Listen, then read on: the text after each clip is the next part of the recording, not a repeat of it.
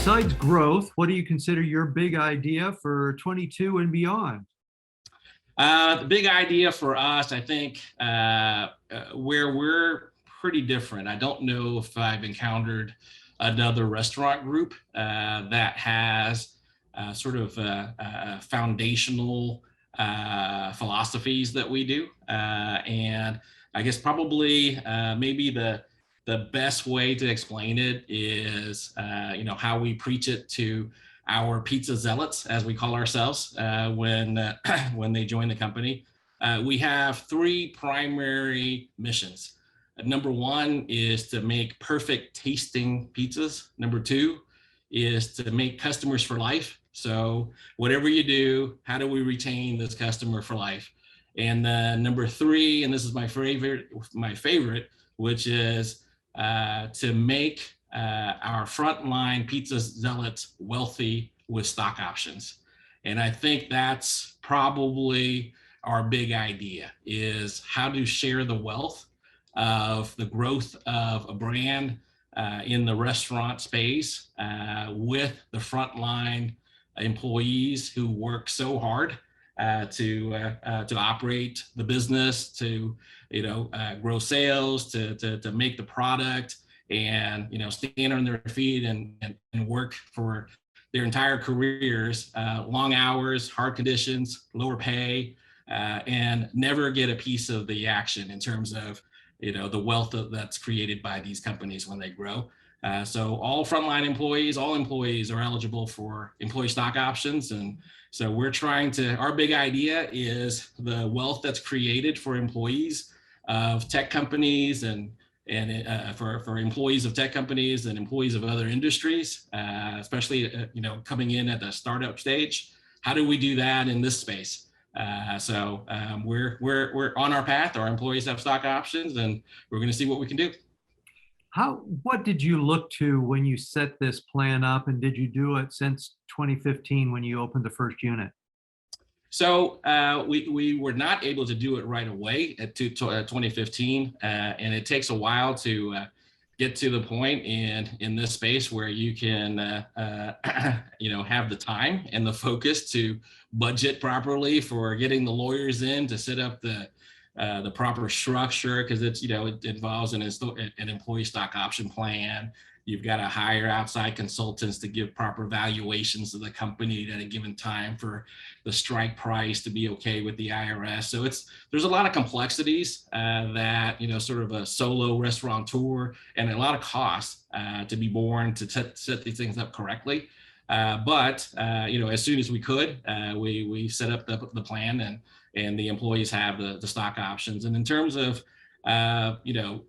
what we based it on, my prior experience is in the tech industry, and we had employee stock options. And just being prior to jumping into the restaurant industry, I was a corporate and securities lawyer when I first started my career. And so I've always just had experience dealing with larger companies and in other industries, and how compensation is done by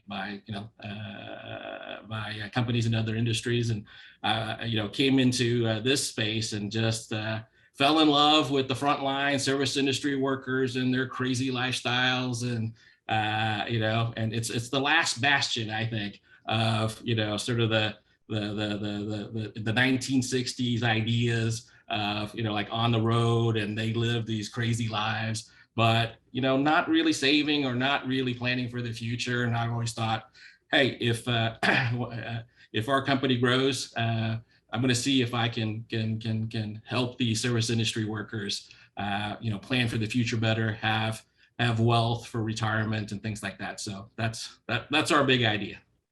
Do you think the pandemic changed the typical restaurant worker's view to what they want from their employer? I think so. It hasn't been as clear for us in terms of the views. I'm answering you specifically in terms of our day-to-day experience with the actual workers. The workers who are remaining in the industry, I think, are the same. Their views are probably the same.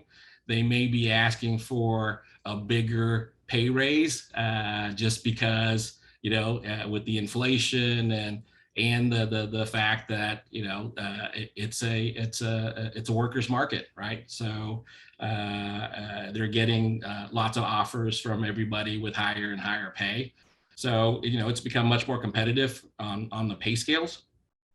But in terms of what they're looking for, I don't think that has specifically changed. I think the ones who did look for a different work environment have probably exited the industry, to be honest, is the answer. But the ones who remain, I think they're, it's the same job.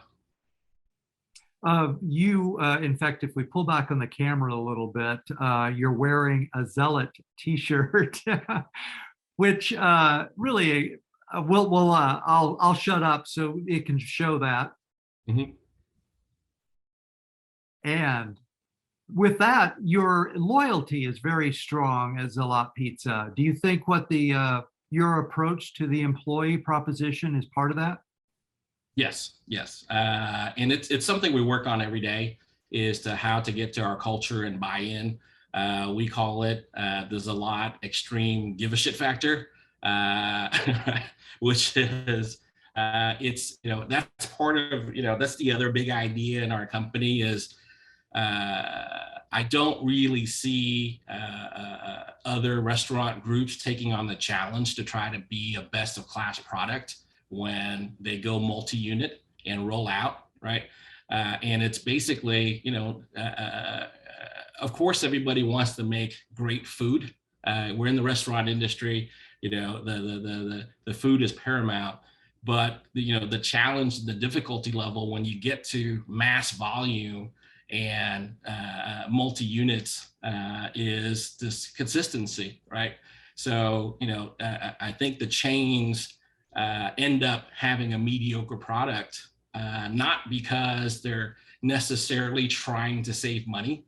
And a lot of times it is that, right? Your team comes to you and says, "Hey, I can take 25% out of our cost for the pepperoni or the cheese. Let's do a taste test." "Oh, nobody can tell the difference." "Oh, we'll switch," right? But you really can tell the difference, right?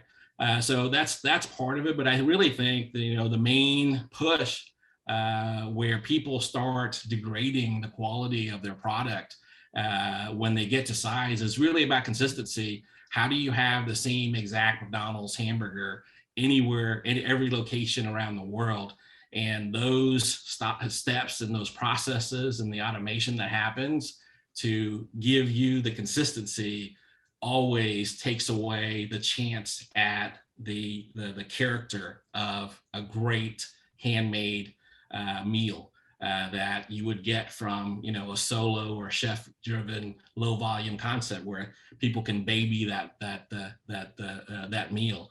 So our idea is to never dummy down our product. It's all handmade, and it's the best that we can possibly make, both from an ingredient standpoint, and the difficulty level is really the execution, right? So how do you, at our number one location at Rush, we're producing 2.5 pizzas per minute, handmade, going out the door. So that pace is draconian, right? It is just, and that line, if you can imagine that line producing pizzas that we got rated 2021 one of the top 100 restaurants in Dallas, and pretty much everybody else was a solo or chef driven concept. So for us at our volume to be on that list was just incredible. But the whole idea is it's a handmade product and we're doing it in mass volume. So everybody has to really care, because the chance of screwing that up is tremendous, right? On every pizza. So every pizza, it's 2.5 times a minute. Everybody has that entire pizza line. Everybody has to care every step of the way for those to go out and go out right, all the way up to 4 a.m. So it's a very cool mission. And I think most people who are outside of Dallas-Fort Worth or Houston at this moment don't realize how popular your restaurants are with industry folks. So people who know their food really rely on you. You also stay open to 4 a.m., which helps a lot too.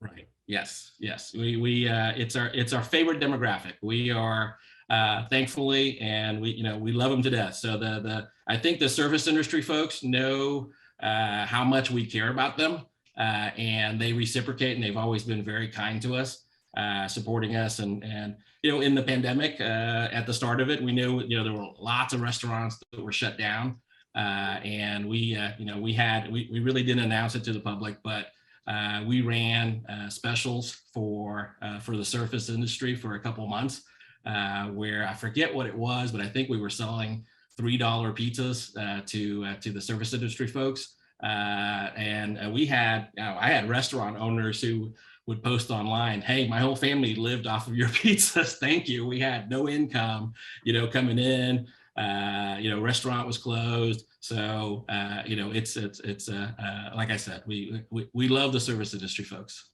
Last question for you, Con. What are you most optimistic about in the year ahead, or even a couple of years ahead?